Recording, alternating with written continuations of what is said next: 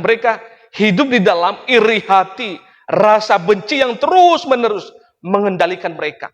Dan bahkan Bapak Ibu, lebih parahnya adalah orang yang hidup kontradiksi, kebalikan dari firman Tuhan, dan mereka terus hidup dalam amarah yang meluap-luap dan tidak terkontrol. Nah, puji Tuhan, kita akan melihat Bapak Ibu, kita bahas dulu yang pertama.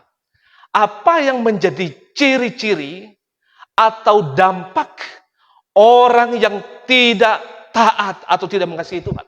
Kita akan melihat Bapak Ibu, ada 2 poin yang mau saya sampaikan tentang orang yang tidak sungguh-sungguh taat kepada Tuhan.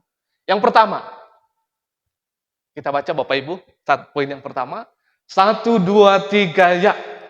Orang percaya ditandai dengan gaya hidup yang kontradiksi atau kebalikan apa yang Tuhan kehendaki.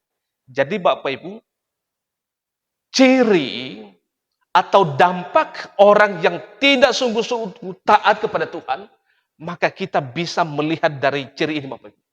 Yang pertama adalah ditandai dengan gaya hidup yang kontradiksi. Bertentangan dengan apa yang Tuhan kehendaki. Apa yang Tuhan katakan. Dari mana kita tahu? Ayat yang ke-24 bagian A. Apa kata di sana? Barang siapa tidak mengasihi aku, ia tidak menuruti firman-Ku.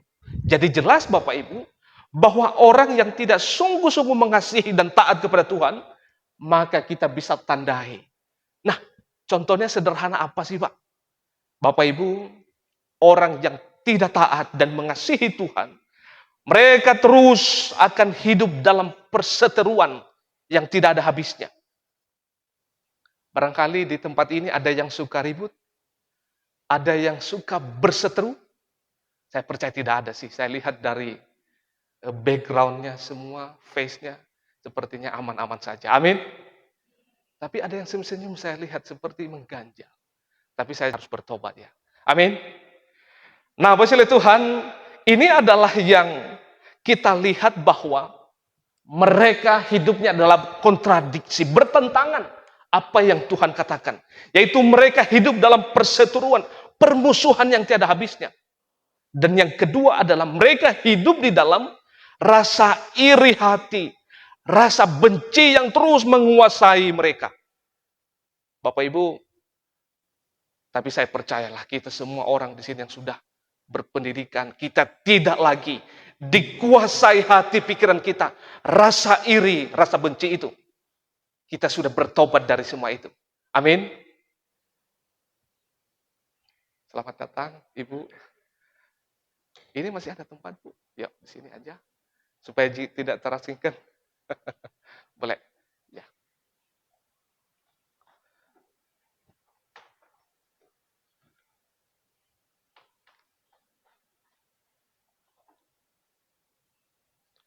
Baik, Bapak Tuhan, ini adalah yang kita perlu ketahui.